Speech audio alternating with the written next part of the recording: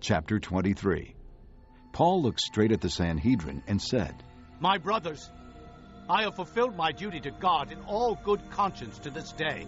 At this, the high priest Ananias ordered those standing near Paul to strike him on the mouth. Then Paul said to him, God will strike you, you whitewashed wall.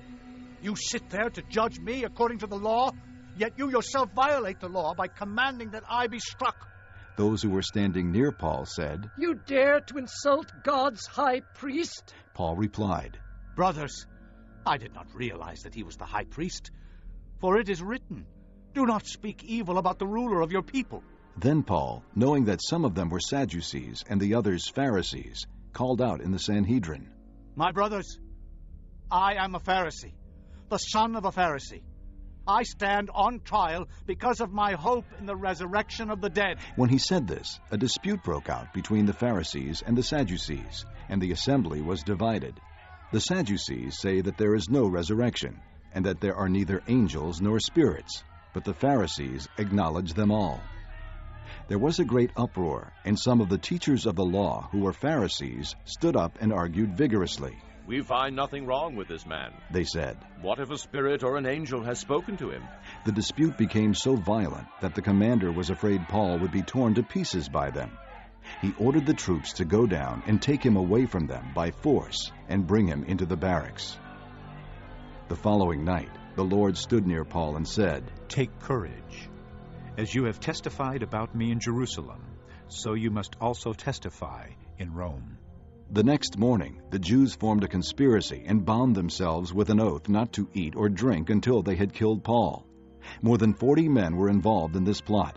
They went to the chief priests and elders and said, We have taken a solemn oath not to eat anything until we have killed Paul. Now then, you and the Sanhedrin petition the commander to bring him before you on the pretext of wanting more accurate information about his case. We are ready to kill him before he gets here. But when the son of Paul's sister heard of this plot, he went into the barracks and told Paul. Then Paul called one of the centurions and said, Take this young man to the commander. He has something to tell him. So he took him to the commander. The centurion said, Paul, the prisoner, sent for me and asked me to bring this young man to you because he has something to tell you. The commander took the young man by the hand, drew him aside, and asked, What is it you want to tell me? He said, The Jews have agreed to ask you to bring Paul before the Sanhedrin tomorrow on the pretext of wanting more accurate information about him. Don't give in to them, because more than 40 of them are waiting in ambush for him.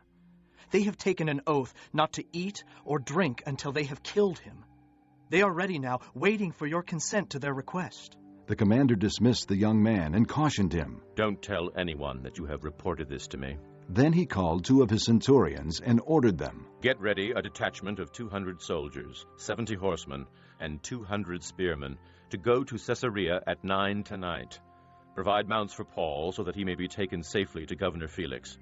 He wrote a letter as follows. Claudius Lysias.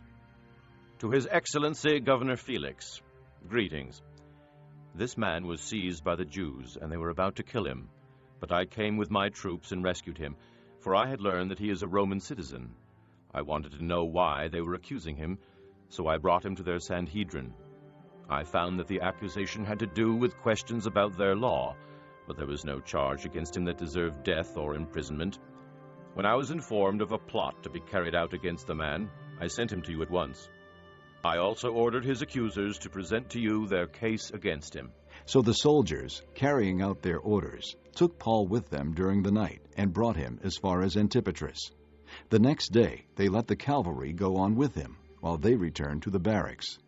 When the cavalry arrived in Caesarea, they delivered the letter to the governor and handed Paul over to him. The governor read the letter and asked what province he was from. Learning that he was from Cilicia, he said, I will hear your case when your accusers get here. Then he ordered that Paul be kept under guard in Herod's palace.